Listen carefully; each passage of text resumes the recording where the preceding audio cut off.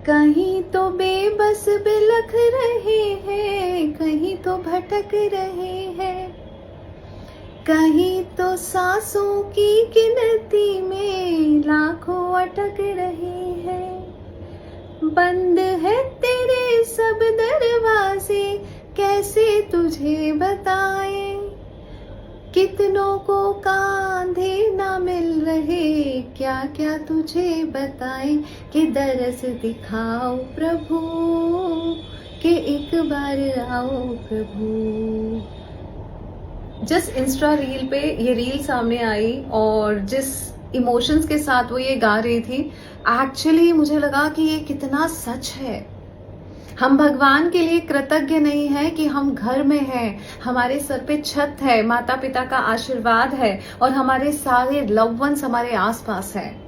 अभी अभी एक न्यूज आई, एयर इंडिया प्लेन क्रैश हो गया। कहीं तो सांसें अटक रही हैं, कहीं तो लोग बिलख रहे हैं। और अगर देखा जाए, अपने घर के बाहर देखने जाएंगे तो कितनों को 2 वक्त का भोजन नहीं मिल रहा, कितने लोग हॉस्पिटल में हैं, कितनों लोगों की इस वक्त शव यात्रा निकल रही होगी, कितने लोग बिलख रहे होंगे और आप उनमें से नहीं हैं। क्या इतना काफी नहीं है भगवान को थैंक यू बोलने के लिए? क्या इतना काफी नहीं है वो कृतज्ञता दिखाने के लिए कि हमारे जीवन में इस तरह का कुछ नहीं है, हम बहुत सेफ हैं, हम अपने लव वंस के साथ हैं और हम बहुत स्वस्थ हैं।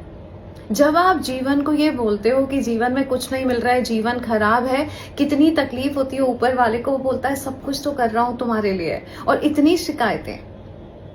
सीसीटीवी बताता है कि आपका भविष्य क्या है।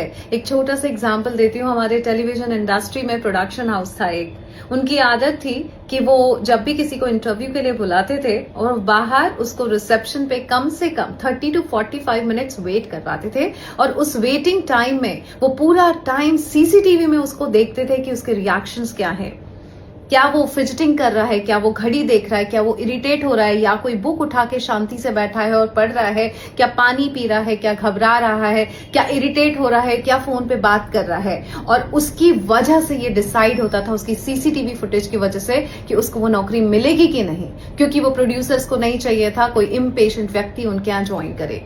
प्रोडक्शन हाउस में बहुत पेशेंस चाहिए होता है, हर रात 24 घंटे हम काम कर रहे होते हैं।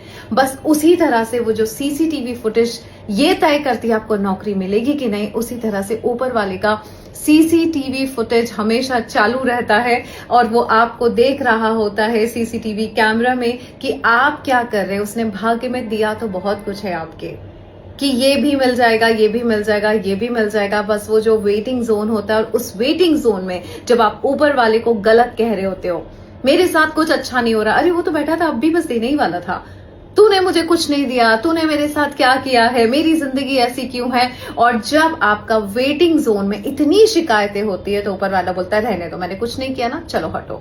आप इमेजिन कर लीजिए, अगर मैं घर में काम कर रही हूँ और मे बी एप्पल के लिए कुछ बना रही हूँ और एप्पल अगर ये बोल दे कि मॉम आप तो मेरे लिए कुछ नहीं करते, मैं बोलूंगी ये रखा है साइड में, मैं कुछ नहीं करती ना। और ऐसा हमने कई बार इंस्टा रील पे देखा है, कई वाइफ्स ऐसे ही करती हैं। जब पति बोलता है तुम करती क्या हो घर में, और वो पूरा एक दिन बैठ के बता देती हैं कि हम करते क्या है दिन में।